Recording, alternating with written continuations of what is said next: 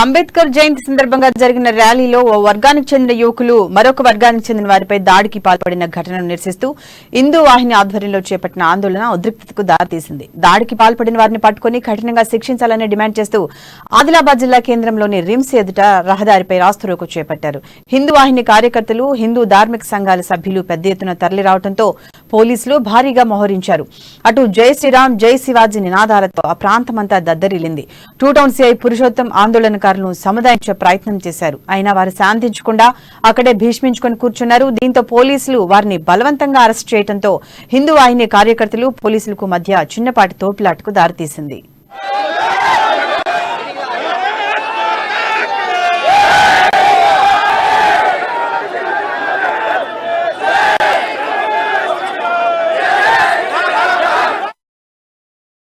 ఆదిలాబాద్ పట్టణంలో గత రాత్రి ఉద్రిక్తత నెలకొంది. డాక్టర్ బిఆర్ అంబేద్కర్ జయంతి సందర్భంగా నిర్వహించిన ర్యాలీలో ఓ వర్గానికి చెందిన యువకులతో మరో వర్గానికి చెందిన యువకులు ఘర్షణ పడ్డారు. పట్టణంలోని వివిధ కాలనీల నుండి యువకులు అంబేద్కర్ చౌక్ వరకు ర్యాలీగా వచ్చారు. అయితే ఇందులో ఓ వర్గానికి చెందిన కొందరు యువకులు గత రాత్రి గాంధీ చౌక్ ప్రాంతంలో శివాజీ మహారాజ్ జెండాలను రెపరెపలాడిస్తుండగా అదే సమయంలో ర్యాలీలో ఉన్న మరొక వర్గానికి చెందిన యువకులు శివాజీ మహారాజ్ జెండాను లాక్కోవడానికి ప్రయత్నించడంతో గొడవ మొదలైంది.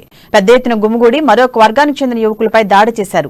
కింద పడేసి కాలుతో తన్నుతూ దాడికి పాల్పడ్డారు. దీంతో పరిస్థితి ఉద్రిక్తతకు దారితీసింది. ఈ ఘటనపై బీజేపీ నాయకులు డీఎస్పీని కలిసి దాడికి పాల్పడిన వారిని అరెస్ట్ చేయాలంటూ ఫిర్యాదు చేశారు. మరోవైపు హిందూ వాహిని ఆధ్వర్యంలో శనివారం సాయంత్రం అన్ని హిందూ సంఘాల ఆధ్వర్యంలో ఆందోళనకు దిగారు.